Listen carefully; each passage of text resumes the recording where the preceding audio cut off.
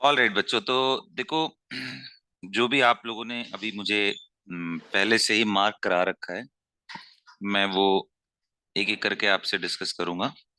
बस आपको ये ध्यान रखना है, जिसका भी डाउट है उसको अनम्यूट करके, अगर आपको क्लैरिटी आ रही है तो यू हैव टू से यस, और अगर नहीं मान लो आ रहा है, कहीं कोई डाउट आ रहा है, तो आप एकदम अनम्यूट करके पूछ सकते हैं मेरे से, ठीक है। तो ऑलरेडी मैंने आपके डाउट को इकट्ठे रख रखा है। तो बुक कौन सी है आप सबको मालूम है, MS Chauhan, alkyl halide 5A, advance problem practice. Okay, so coming to the first question which you guys have asked. इसमें पूछा क्या है कि which of the following is not expected to be an intermediate of the following reaction. मतलब ये यहां से यहां जा रहा है वाटर के प्रेजेंस में, और पूछ रहा है इनमें से कौन सा इंटरमीडिएट आप एक्सपेक्ट नहीं करोगे इस जर्नी में। तो देखो बेटा, आप ये ध्यान से देखो, ये कौन सा ग्रुप है, आयोडाइड, एक अच्छा लीविंग ग्रुप है। दूसरा चीज आप ध्यान से देखो, ये न्यूक्लियोफाइल वाटर है, इसमें कोई स्ट्रॉन्ग न्यूक्लियोफाइल तो है नहीं, क्योंकि स्ट्रॉन्ग न्यूक्लियोफाइल कौन है, RS-, I-, इस तरह के न्यूक्लियोफाइल स्ट्रॉन्ग होते हैं। अच्छा, सॉल्वेंट हमारा पोलर प्रोटिक है, तो सारा चीज सिग्नल किसका मिल रहा है, किसका मिल रहा है, SN1। SN1 का, बिल्कुल सही। तो मैं क्या करूंगा, सबसे पहला स्टेप क्या करूंगा, कार्बोकेटायन बनाऊंगा। तो ये कार्बोकेटायन बनाओगे तो आयोडीन लीव करके जाएगा, तो हमारा जो सबसे पहला इंटरमीडिएट बनेगा ये बनेगा। दूसरा और क्या होगा इसके बाद, कार्बोकेटायन बनने के बाद ये 2 डिग्री का है। आपको मालूम है 2 डिग्री से ज्यादा स्टेबल कौन सा होता है, 3 डिग्री, तो हाइड्रोजन उठ के यहाँ चला जाएगा 1 2 से, तो ये बन जाएगा ऐसा वाला। Now this will generate 3 degree carbocation, तो ये भी इंटरमीडिएट बनेगा। अब अगला स्टेप क्या है, वाटर एज ए न्यूक्लियोफाइल, आपको मालूम है कि H2O can behave as a nucleophile, although it is poor but can behave. तो जब कोई और न्यूक्लियोफाइल नहीं है तो वाटर ही अटैक करेगा। जब वाटर अटैक करेगा बेटा, तो इस जगह पे क्या आपके पास OH पॉजिटिव आएगा, तो ये भी एक इंटरमीडिएट हो गया, और बाद में आपका H निकल करके। तो इसमें पूछ रहा है नॉट एक्सपेक्टेड टू बी, तो क्या बताओ ऊपर कभी भी प्लस गया क्या कार्बन के, क्या Okay. नहीं गया ना। यहाँ इस पे CH2 पे तो प्लस नहीं आया ना, Yes. तो यानी कि इसको छोड़ करके बाकी सारी चीजें हम रख सकते हैं। देखो बाकी सारा दिया है, ये भी दिया है, ये भी दिया है, ये भी दिया है, बस यही नहीं आ रहा है। तो आंसर इसका कौन सा होगा, 1। क्लियर है, Yes, sir. चलो ग्रेट।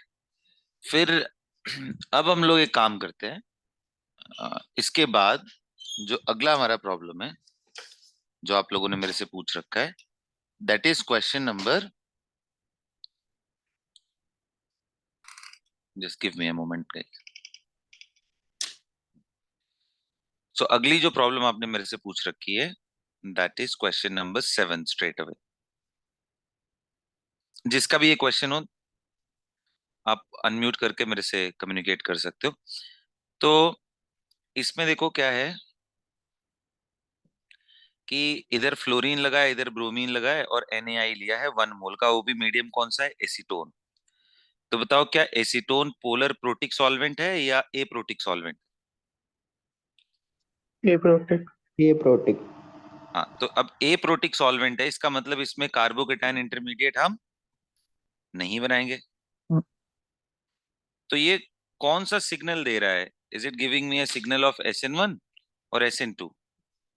SN2। SN2 SN2 हाँ, तो अब SN2 कराएंगे, तो बताओ लीविंग ग्रुप कौन है, Br है कि फ्लोरीन, कौन अच्छा लीविंग ग्रुप है। वो BR। ब्रोमीन Br तो बस बात ही खत्म हो गया यार, फिर तो क्या ही दिक्कत है। तो ये I- will attack on bromine, और ये बाहर निकल जाएगा, मतलब ये वाले कार्बन पे अटैक करेगा। So we are going to get at this particular carbon iodine at the top, क्योंकि देखो इन्वर्जन होगा ना, हाइड्रोजन नीचे आ जाएगा, आयोडीन ऊपर, और बाकी राइट साइड में एज इट इज रहेगा, तो राइट में ऐसे, लेफ्ट में, तो इसका आंसर बी होना चाहिए। चेक करिए। सर सर एक बार ना आयोडीन ऊपर क्यों आया? इन्वर्जन का केस बता दो, इन्वर्जन कब कब होता है। बड़ा सिंपल सा है, देखो लीविंग ग्रुप कभी भी SN2 हो ना, देखो जब भी SN2 हो, तो मैंने SN2 के मैकेनिज्म में आपको समझाया था कि SN2 के केस में ये लीविंग ग्रुप इधर से आता है, न्यूक्लियोफाइल इधर से आता है। तो जब न्यूक्लियोफाइल अप्रोच करता है तो इन तीनों ग्रुप और न्यूक्लियोफाइल के बीच में रिपल्शन होता है। तो जिसकी वजह से क्या होगा, ये अभी इस तरह के ओरिएंटेशन में फिर एक बारी सीधे हो जाते हैं ये, और फाइनली राइट साइड में ऐसे फ्लिप कर जाते हैं। तो जहां पे भी SN2 होगा उन सब जगहों पे इन्वर्जन होगा। दो बारी SN2 हो गया तो रिटेंशन हो जाएगा। जैसे NGP के केस में क्या होता था, रिटेंशन, क्योंकि वहां दो बारी SN2 हो गया। तो I माइनस जब यहां अटैक करेगा तो इन्वर्जन ही होगा ना बेटा। Yes sir. ठीक है। तो SN2 अलग तो केस था जिसमें इन्वर्जन बताया था मैंने। यहाँ SN2 है वही, इसलिए इन्वर्जन होगा। अगर SN1 होता तो दोनों बनाते हम, ऊपर वाला भी नीचे वाला भी। आगे बात समझ में। Yes sir. Now coming to question number 10, which compound undergoes nucleophilic substitution with NaCN, fastest rate पूछा है। NaCN के साथ सबसे फास्ट कौन रिएक्ट करेगा। तो आप सबसे पहले मार्क करो, ये 1 डिग्री है, ये 2 डिग्री है, ये 1 डिग्री है, ये 3 डिग्री है। आपने NaCN लिया है। NaCN कैसा रिएजेंट है बेटा, गुड न्यूक्लियोफाइल वाला। CN minus is a good nucleophile, ये सुनो। Yes Yes, sir. sir. तो अगर अगर आप ऐसा कुछ करने की कोशिश कर रहे हो कि अच्छा न्यूक्लियोफाइल ले रहे हो, तो कहीं ना कहीं आप SN2 की तरफ फोकस करने की कोशिश कर रहे हो, क्योंकि SN1 में तो न्यूक्लियोफाइल अच्छा होने का जरूरत ही नहीं। SN1 तो वाटर जैसे पुअर न्यूक्लियोफाइल के साथ भी हो सकता है। तो अगर SN2 के हिसाब से रेट देखो तो सबसे खराब D हो रहा है ना। और अब 1 डिग्री, आपको मालूम है 2 डिग्री भी खराब ही होता है, 1 डिग्री बेटर होता है। अब ये दोनों 1 डिग्री में देखो, यहाँ क्राउडिंग नजदीक है C वाले में, जबकि यहाँ देखो क्राउडिंग दूर है। तो कितने लोग कह रहे हैं यहाँ पे अटैक साइनाइड का इजी होगा। तो SN2 के हिसाब से मेरा आंसर A आएगा। आप चेक करके मुझे बताओ। फिर ये ऑप्शन है। 3. तो देखो मैंने कैसे आइडेंटिफाई किया, सबसे पहले तो कंफ्यूजन यही था कि भाई SN1 से ले जा रहा है कि SN2 से। तो मैंने देखा न्यूक्लियोफाइल, तो मैंने देखा कि भाई साइनाइड लेके आया है। साइनाइड वगैरह न्यूक्लियोफाइल, जैसे I माइनस अच्छा होता है, RS माइनस अच्छा होता है, वैसे साइनाइड भी अच्छा होता है। खराब कौन है, जैसे वाटर हो गया, अल्कोहल हो गया, ये सब खराब है। एसिड एसिटेट हो गया, ये सब खराब न्यूक्लियोफाइल। आ रहे बात समझ में। Yes sir. ठीक है। तो इसका आंसर ए आएगा बेस्ड ऑन SN2 ना। अब आते हैं 11वें वाले में आते हैं। Rank the following in order of decreasing rate of solvolysis. Solvolysis का मतलब क्या हुआ, वो भी एक्वस इथेनॉल लिया है।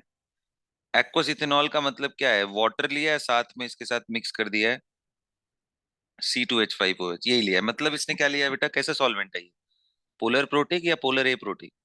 फिर पोलर प्रोटेक्ट। पोलर प्रोटिक में कौन सा चीज फेवरेबल होता है, SN1 या SN2। SN1. SN1। SN1 में क्या बनता है, कार्बोकेटायन या कार्बोकेटाइन। कार्बेनाइन। तो बस, कार्बोकेटाइन। तो इनडायरेक्ट यही पूछा है कि सबसे ज्यादा तेज कौन है, यानी जो सबसे ज्यादा स्टेबल कार्बोकेटायन होगा। बताओ सबसे ज्यादा स्टेबल कार्बोकेटायन कौन सा होगा। Br को तोड़ोगे तो यहाँ जो प्लस बनेगा वो 3 डिग्री वाला होगा। Yes sir. यहाँ Br को तोड़ोगे तो ये कौन से डिग्री का होगा, 2 डिग्री का होगा। और ये कितने लोग कह रहे हैं, ये तो बड़ा मुश्किल है तोड़ना, क्योंकि ये तो विनाइलिक कार्बोकेटायन बन जाएगा। C डबल बॉन्ड C और उसी पे पॉजिटिव, डबल बॉन्ड पे इमीडिएट पॉजिटिव आए तो बहुत खराब होता है स्टेबिलिटी में, क्योंकि आपने हाई इलेक्ट्रोनेगेटिविटी पे पॉजिटिव चार्ज डाल दिया, हाई इलेक्ट्रोनेगेटिव का। आगे बात समझ में। तो Yes, sir. सबसे फास्ट होगा 2, फॉलोड बाई आएगा कौन सा, 2 के बाद आएगा आपका 3, और सबसे खराब होगा सबसे खराब।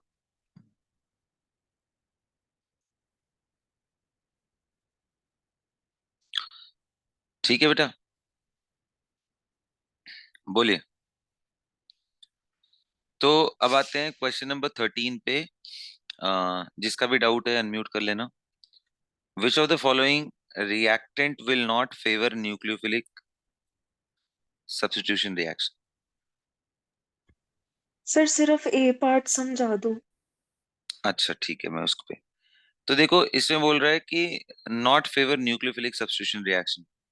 अच्छा ठीक है, तो ए वाले पार्ट में मैंने बताया था कि आप देखो जब भी ट्रांजिशन होता है तो याद करो ये पहले जो एक तरफ है, जब भी न्यूक्लियोफाइल इनके पास आएगा SN2 से, तो ये सबसे पहले प्लेन में आते हैं और उसके बाद फ्लिप कर जाते हैं दूसरी तरफ, याद है ना। तो प्लेन में आने का मतलब क्या हो गया, एक तरह से प्लेन में आने का फ्रीडम रहना चाहिए। अब बताओ क्या इस ब्रिज कार्बन को आप कभी भी प्लेनर बना सकते हो? लाइक क्या आप इसके अराउंड ऐसा कर सकते हो कि ऐसे हो जाए? अब क्या रिंग बन पाएगा ये अच्छे से? ये वाला कैसे जोड़ोगे आप, इमेजिन करो। सो इसलिए ब्रिज कार्बन पे sp2 हाइब्रिडाइजेशन पॉसिबल नहीं हो पाता है, वो प्लेनर नहीं हो पाता। इसलिए ब्रिज पे याद करो मैंने आपको मना किया था कि ब्रिज पे पाई बॉन्ड भी नहीं डाल सकते, कार्बोकेटायन भी नहीं ला सकते। नेगेटिव आ गया तो, और बगल में ही कोई डबल बॉन्ड हो तो भी आप उसके साथ रेजोनेंस नहीं करा सकते। तो ये सारी चीजें आपको ब्रिज के साथ मिलती है।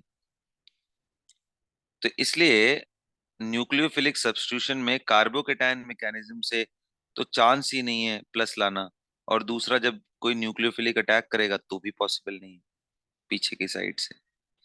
आगे बात समझ में? Yes sir. तो बाकी ये केसेस तो आपको मालूम है कि फिनाइल के केस में भी वही दिक्कत आती है कि आप यहाँ बैक साइड में तो आप देखो जगह ही नहीं है, कहाँ से अटैक आके करेगा? ऊपर नीचे तो इलेक्ट्रॉन क्लाउड है बेंजीन का, और ये कैटायन अच्छा स्टेबल होता नहीं है, विनाइलिक कैटायन जैसा ही है। This is highly unstable. तो इसलिए इसलिए ना तो ये SN1 से जा पाता है ना ही SN2 से। So that is one of the reason why we are getting,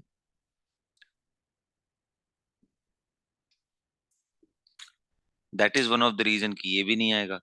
और थर्ड वाले में आपको देखो वो वहां पे भी वही कहानी हो गया नहीं।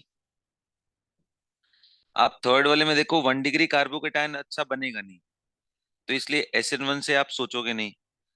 लेकिन जैसे ही आप क्राउडिंग देख रहे हो तो आप SN2 भी नहीं करा सकते, क्योंकि आप याद करो जिस जगह पे ब्रोमीन लगाओ उसका बगल वाला अगर हैविली सब्स्टिट्यूटेड हो जाए तो इसको जगह कहाँ से मिलेगी न्यूक्लियोफाइल को आने की? सो ये रीजन है कि ये तीनों के तीनों खराब होंगे। आगे बात समझ में बेटा? Yes sir. Okay good. तो अब अगला आपने पूछा है question number 15, which are the following. हाँ देखो ये भी बहुत बढ़िया क्वेश्चन है। 15, अब कैसे सोचना है इसके बारे में एक बार अच्छे से समझ लेते हैं। तो इसमें ये पूछ रहा है कि which is the correct reaction coordinate diagram for the following solvolysis reaction. हाँ, तो आप याद करो ये जितने ऊपर हाइट आते हैं ऐसे 1 2 3, मतलब ये जितने मैक्सिमा आते हैं मतलब उतना स्टेप है रिएक्शन में। अगर एक ही बार आया तो इसका मतलब 1 स्टेप रिएक्शन, 2 बार ही आया मतलब 2 स्टेप रिएक्शन। ये सुनो। तो यस। तो बेसिक तो बेसिकली आपको ये देखना था कि यहां से यहां पहुंचने में कितने स्टेप लग रहे हैं। तो बताओ भाई, आप इस रिएक्टेंट को देखो, क्या पोलर प्रोटिक है? Yes sir. Yes sir. क्या क्या ये 3 डिग्री एल्काइल हैलाइड है? Yes sir. तो सबसे पहला स्टेप क्या होगा, कार्बोकेटायन का बनना। ये स्टेप नंबर 1 हो गया।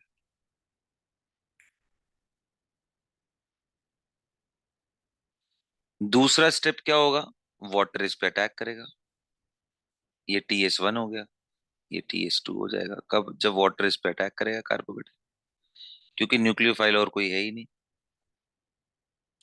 अब जब अटैक करता है तो आपको मालूम है क्योंकि ये कार्बोकेटायन है तो ऊपर नीचे दोनों पॉसिबिलिटी है, इसलिए ऊपर से भी कर सकता है नीचे से। इसलिए देखो यहाँ रेसमिक मतलब अप डाउन बनाने की कोशिश किया है इन्होंने। तो एक में अप एक में डाउन, तो कितने स्टेप अभी अभी लग जाने के बाद क्या हो जाएगा, we will get OH positive. अभी भी हमारा प्रोडक्ट नहीं आया। अब क्या होगा, कोई वाटर मॉलिक्यूल इस प्रोटॉन को अपने पास ले लेगा, अब बन जाएगा ये OH प्रॉपर। सो बेसिकली अगर आप देखो तो इसमें कितने स्टेप आपको दिखाई दिए। पहला कार्बोकेटायन का बनना, दूसरा न्यूक्लियोफिलिक अटैक, और तीसरा प्रोटॉन का रिमूवल। तो तीन चीजें मिलनी चाहिए, जिसमें सबसे स्लोएस्ट कौन सा होना चाहिए, कार्बोकेटायन का फॉर्मेशन, यानी उसका एक्टिवेशन एनर्जी सबसे ज्यादा होना चाहिए। तो तीन step with the first one having high activation energy, कौन सा है इनमें से चूज कर। So B option.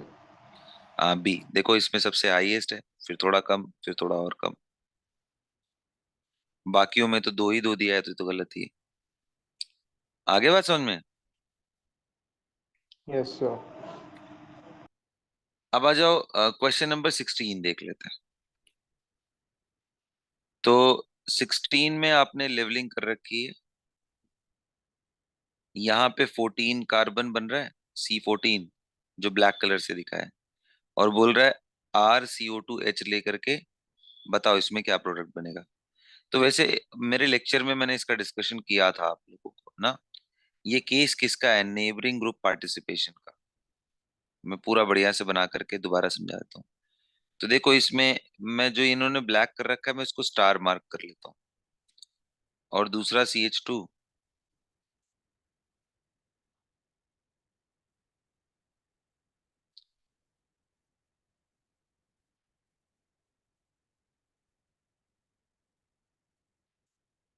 दूसरा CH2, एंड फिर Cl। तो अब मैं काम कर रहा हूँ, पाई बॉन्ड को यहाँ बना लिया। तो याद करो, जब लीविंग ग्रुप के रिस्पेक्ट में 1, 2 एंड थर्ड पोजीशन पे कोई डोनर ग्रुप हो, तो ये पाई बॉन्ड उठ के यहाँ चला आएगा और ये निकल जाएगा, और क्या बन जाएगा हमारे पास, नॉन एरोमेटिक मॉलिक्यूल। ये कार्बन एंड ये कार्बन, और ये आपस में जुड़े हुए हैं, यहाँ स्टार है, यहाँ पे क्या आ गया, प्लस, बाकी पाई बॉन्ड इधर आ गया।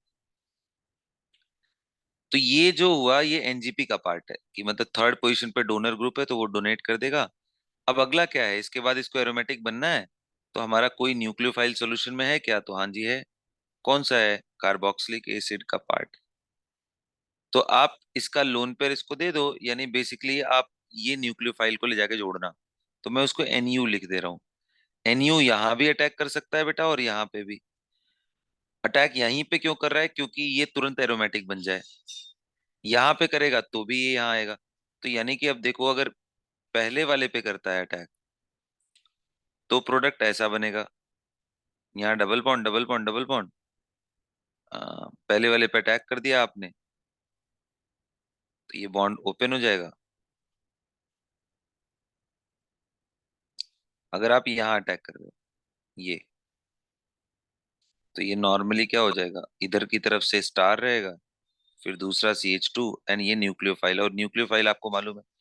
लेकिन अगर दूसरी तरफ से अटैक हुआ तो नंबर इधर वाले पे, जो मैं मतलब आपको ग्रीन कलर से मान लो लेके चलता हूँ। तो अगर मैं दूसरे अटैक की बात करूं,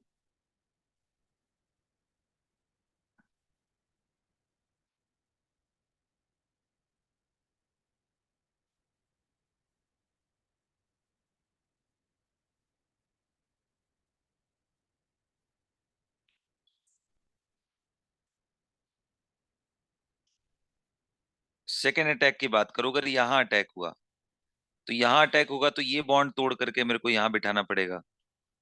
तो सेकेंड अटैक के केस में क्या बन जाएगा, नीचे CH2 रहेगा, और ऊपर CH2 स्टार,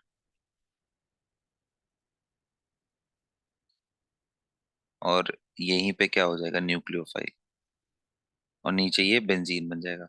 तो इसलिए दोनों प्रोडक्ट आएंगे, नो लेवल वाले पे भी जुड़ सकता है, और डायरेक्ट वाले पे, यानी बी भी बन सकता है, ए भी बन सकता है। और OCOR ही न्यूक्लियोफाइल है, समझ में आ रहा है, OC डबल बॉन्ड OR, यही न्यूक्लियोफाइल था। क्लियर हुआ।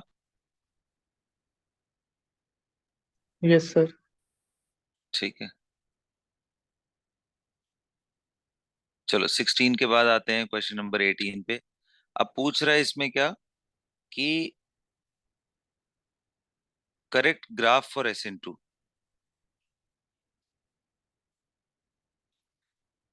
SN2 के लिए करेक्ट ग्राफ कौन सा? तो आपके हिसाब से कौन सा लग रहा है करेक्ट ग्राफ? SN2 में इसने log of rate versus degree लिया है, मिथाइल और ये। तो अगर देखो, आपको मालूम है रेट बढ़ेगा तो लॉग ऑफ रेट भी बढ़ना चाहिए ना। तो ये बोल रहा है कि मिथाइल से 1 डिग्री, 1 डिग्री से 2 डिग्री, 2 डिग्री 3 डिग्री ये घट रहा है। देखो नीचे की तरफ आ रहा है ना। तो घटने का मतलब ये है कि जैसे जैसे डिग्री बढ़ रही है तो रेट ऐसे हो रहा है, मतलब उल्टा हो रहा है। 1 डिग्री का सबसे ज्यादा, ये किसके लिए होता है? SN2 के लिए होता है। SN2। आ रहा है क्या बात समझ में? Yes sir. तो बस बात ही खत्म हो गई फिर तो। पहले ही आंसर इसका है। बाकियों में देखो कैसा अजीब सा दे रखा है, बोल रहा है सबका सेम ही होगा, तो गलत बात है। फिर इसमें बोल रहा है कि नहीं भाई बढ़ने लगेगा। तो SN2 में थोड़ी ना बढ़ता है, SN1 में बढ़ता है 3 डिग्री का। क्लियर है ना? यस। तो ये आसान था, थ्योरेटिकल टाइप में ही था। अब इसके बाद आप लोगों ने सीधा पूछा है मेरे से question number 24। Consider the nucleophilic attack given below and select in each pair that shows greater SN2। ये बहुत इंटरेस्टिंग है, एक बार ये अच्छे से देखो इसको।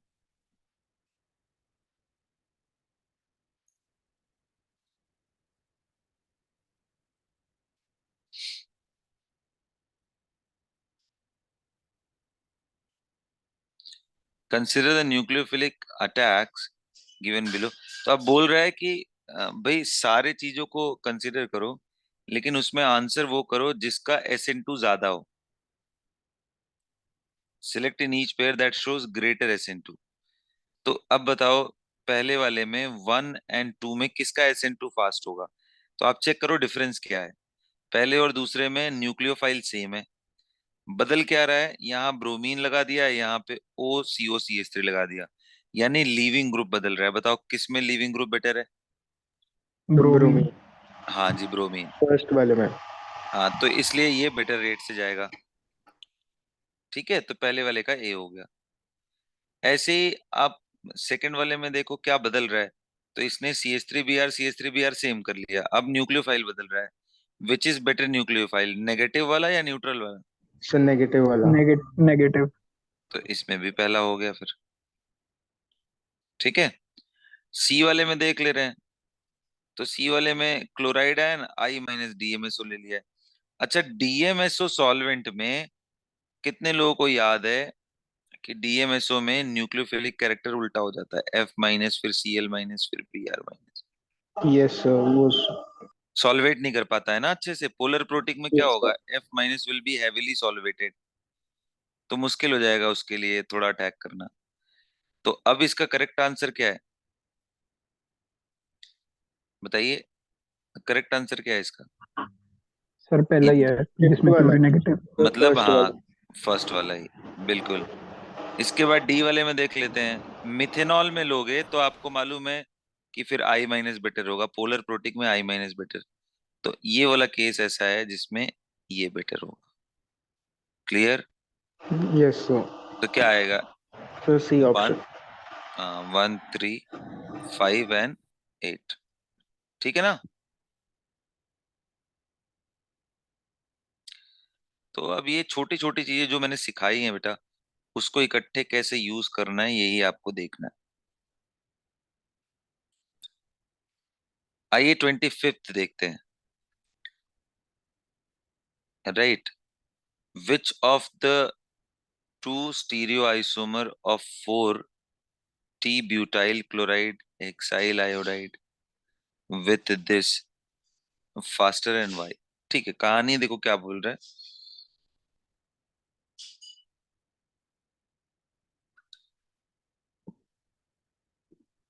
कि आपके सामने दो आइसोमर दिए हुए हैं, एक आयोडीन को इधर कर रखा है, एक आयोडीन को ऊपर कर रखा है, यानी एक को इक्वेटोरियल एक को axial. And of course the bulkiest group is placed on axial equatorial position. Yes और नो? देखो दोनों में वही रखा है। रखना भी चाहिए हमें साइक्लोहेक्सेन में। जो सबसे बल्की ग्रुप हो उसको कहाँ रखना चाहिए हमें? इक्विटोरियल पे। क्लियर है? बोलो। Yes sir. तो अब हमारा जो इसका रिएक्शन करा रहा है एक दूसरे आयोडाइड से, जो जिस आइसोटोपिक है 128 माइन, मतलब 128 उसका मास नंबर है, सॉरी न्यूक्लियॉन नंबर है, और उस पे -1 चार्ज। तो अब एक बात बताओ, आई माइनस अगर यहां से आएगा तब उसको तकलीफ ज्यादा होगी, क्योंकि आता तो बैक साइड से ही है, आयोडीन यहाँ है, या फिर अगर नीचे से आए तो ज्यादा प्रॉब्लम होगी।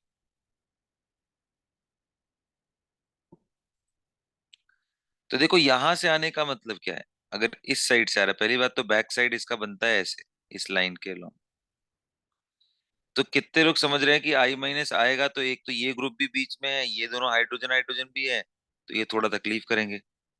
लेकिन अगर नीचे से आता है, नीचे से आता है, तो कितने लोग कह रहे हैं ये तो बड़ा सिंपल सा है, यहाँ है, इसी लाइन के लॉन्ग आना है, तो बहुत ज्यादा लोगों को डिस्टर्ब करते हुए तो नहीं आना है, सीधा आना है, अटैक करना है, निकल जाना है। तो करेक्ट आंसर कौन सा होगा फिर? ए एंड बी में कौन सा सही आंसर? बोलो। फास्ट किस में होगा बी रिएक्शन? वाला, बी वाला। बी में होगा, बिल्कुल सही। तो बस बात खत्म हो गया। अब ऑप्शन पढ़ते हैं। ए विल रिएक्ट फास्टर बिकॉज, देखो ए स्टेबल तो है, इसमें कोई डाउट नहीं है, बट ये रिएक्ट फास्टर इसलिए नहीं करेगा क्योंकि न्यूक्लियोफाइल इस पे अटैक करने में ये सब हिंड्रेंस हो रहा है इसके। तो ये तो गलत हो गया। A will react faster, more stable product, and the transition state for both reaction is same energy. नहीं, ये तो गलत है, ट्रांजिशन स्टेट दोनों में सेम कैसे हो सकता है ना, क्योंकि दोनों में, एक में रिपल्शन अलग लग रहा है, दूसरे में रिपल्शन अलग। A will react faster because the approach of this can depart unhindered, ये मतलब नहीं है। B will react faster because it is less stable than A, and the transition state both same energy. एक minute यार, ये पूछा क्या है क्वेश्चन?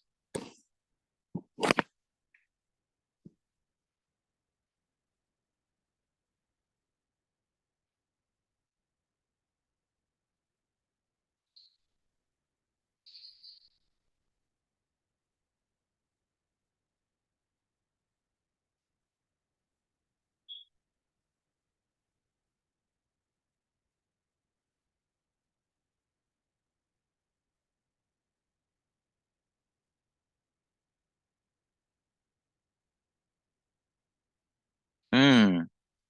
अच्छा अच्छा, आप समझ पड़ा। देखो, ये तो क्लियर है ना, ए एंड बी में कौन बेटर होगा? बी। क्लियर है ना बेटा? Yes sir. अब देखो ये एक चीज पूछ रहा है कि ट्रांजिशन स्टेट का एनर्जी पूछा है ना, ट्रांजिशन स्टेट, मतलब ये पूछ रहा है कि अच्छा ट्रांजिशन स्टेट कैसे बनेगा दोनों का, दोनों में से कोई भी हो। कितने लोग कह रहे हो ट्रांजिशन का मतलब तो यही हुआ ना सर, कि जब एक बॉन्ड टूट रहा हो दूसरा बन रहा हो।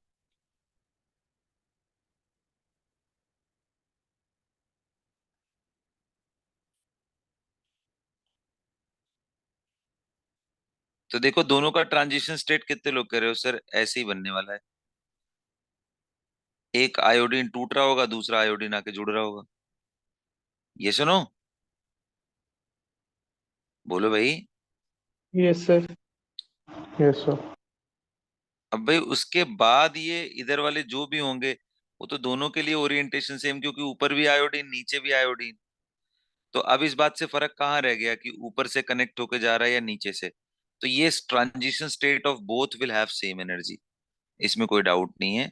लेकिन आपको मालूम है कि किस में हमें ज्यादा तकलीफ आने वाली है अटैक करते टाइम पे? ए आ, में। आ, कौन सा फॉर्म कम स्टेबल है, ज्यादा स्टेबल है, ये सब क्लियर है ना? Yes sir. ग्रेट।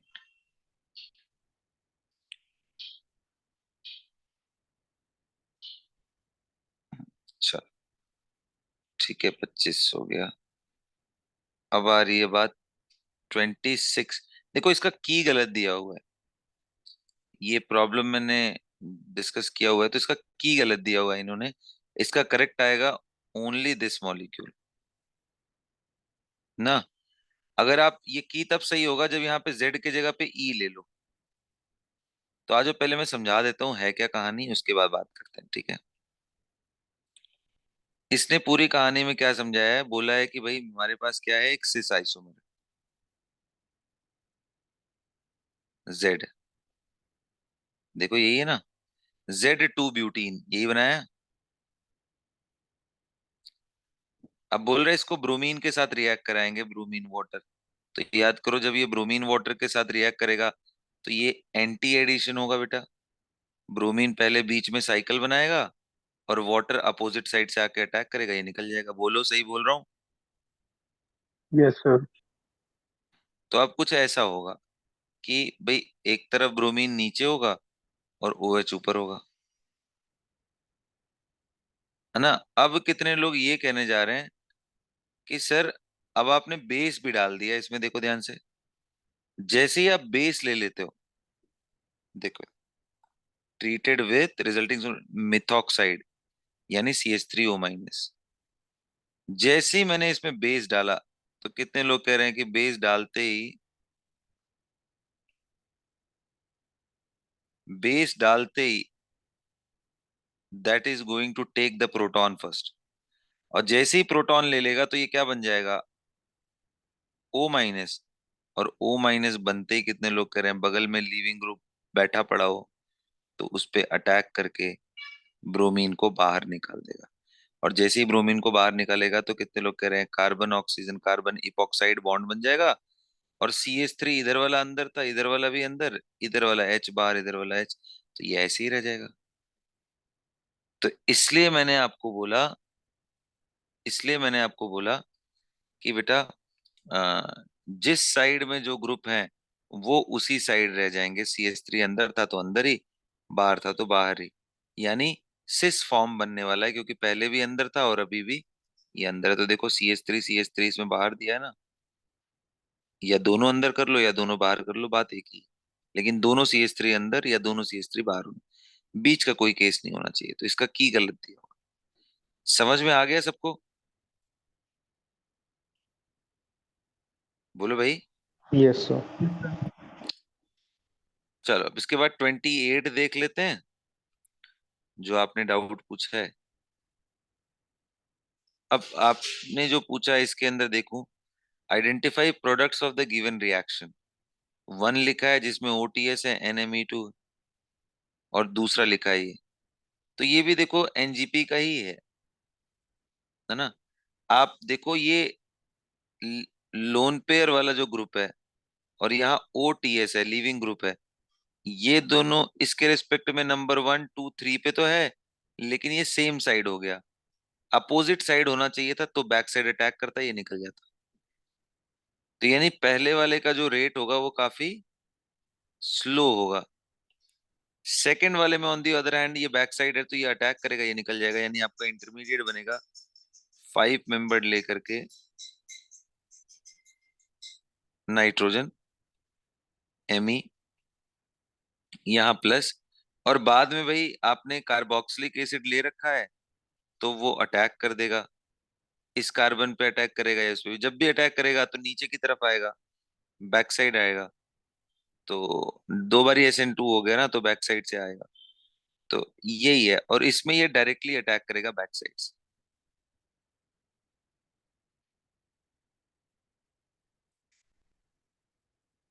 ठीक है। तो भाई अब इसने पूछा क्या है कि आइडेंटिफाई द प्रोडक्ट। अच्छा, पहले वाले में प्रोडक्ट क्या आएगा, नीचे की तरफ से आएगा OCO3, और ऊपर वाला ये रहेगा, तो इसका प्रोडक्ट तो सही है। दूसरे वाले के केस में क्या होगा कि आपको मालूम है कि ये अटैक यहाँ भी कर सकता है या यहाँ भी, दोनों जगह कर सकता है। तो दोनों जगह करेगा तो इसका इनएंशियोमरिक फॉर्म बनेगा। अगर आप यहाँ अटैक कराते हो तो ऐसा बनेगा कि आ, अंदर से OCO3 मैं OAC लिख दे रहा हूँ, और बाहर यहाँ नाइट्रोजिनस। और दूसरा कराओगे तो उसमें नीचे की तरफ वाला क्या आ जाएगा, OAC, एंड ऊपर वाला क्या हो जाएगा, NCH3CH3। तो कुल मिला जुला करके एक ऊपर एक नीचे दो फॉर्म बनेंगे, और दोनों एक दूसरे का इनेंशियोमर होंगे, मिरर इमेज होंगे। तो फिर करेक्ट आंसर कौन सा आया बताइए। A option. ठीक है, ठीक है, चलो ठीक है बेटा। तो 28 के बाद और कौन सा पूछ रखा है आप लोगों ने? ओके, चलो 31 देख लेते हैं। अब ये अपने आप में बड़ा यूनिक सा प्रॉब्लम था। 31, 31 के केस में हमारा जनरल दिमाग कहाँ चलता है? जनरल दिमाग हमारा चलता है कि भाई कहाँ लीविंग ग्रुप दिया है,